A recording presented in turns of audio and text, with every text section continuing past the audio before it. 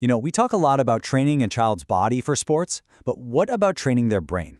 Today, we're going to dive into this idea of the brain as a muscle, probably the most important tool any kid has for learning, for thinking, and for, well, everything.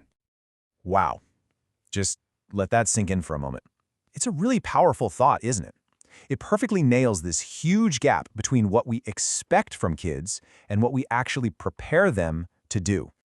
And this gap, well, we can call it the focus paradox. We demand this incredibly high-level skill, sustained focus for homework, for class, for everything.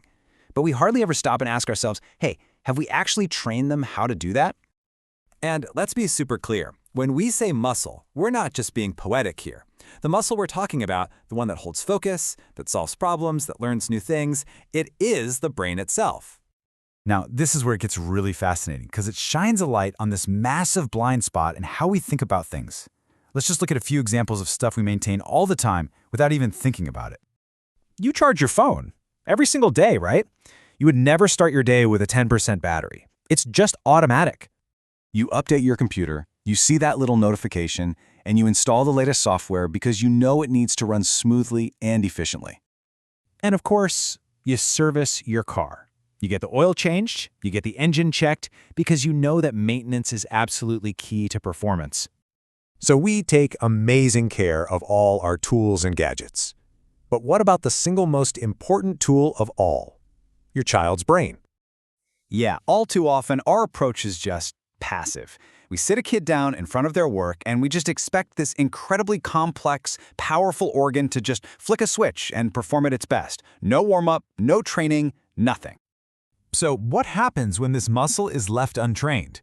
The consequences are pretty predictable, and for a lot of us, they're probably going to sound very, very familiar. Let's break them down.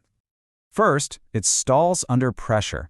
You know that feeling, right? That test day panic or homework frustration where the brain just seems to freeze up. Second, it wastes a ton of energy on simple tasks. This is when a 30-minute homework assignment somehow drags on for 2 agonizing hours. And finally, it just burns out. An inefficient brain has to work so much harder, and that leads to exhaustion and that feeling of just wanting to give up. But, and this is the important part, it doesn't have to be this way. Let's talk about the solution, which all starts with a really simple but profound shift in how we think about the brain. The core idea is this. Stop seeing the brain as some kind of filing cabinet you just stuff information into. Start seeing it as a dynamic muscle. Because just like any other muscle, it responds to training. You give it the right exercises, and it will get stronger, faster, and way more efficient. Okay, so what does this training actually look like in the real world? It means we shift our entire approach. We move away from just giving commands, and we move toward building real, lasting skills. And this chart just lays it out perfectly. The old way is all about pressure, isn't it? Just get it done. You need to cram for this test. Just push through it. The new way, though, is all about empowerment.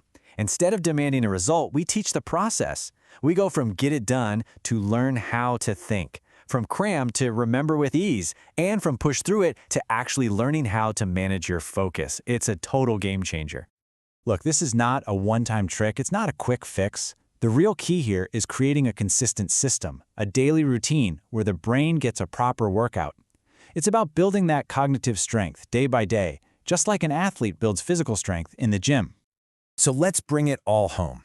Absolutely everything a child does, learning, creating, connecting with people, succeeding, all of it flows from how well their brain is performing. So why would we ever leave the development of our most essential tool up to chance? The big takeaway is simple, and it's right here. Train the one thing that everything else depends on.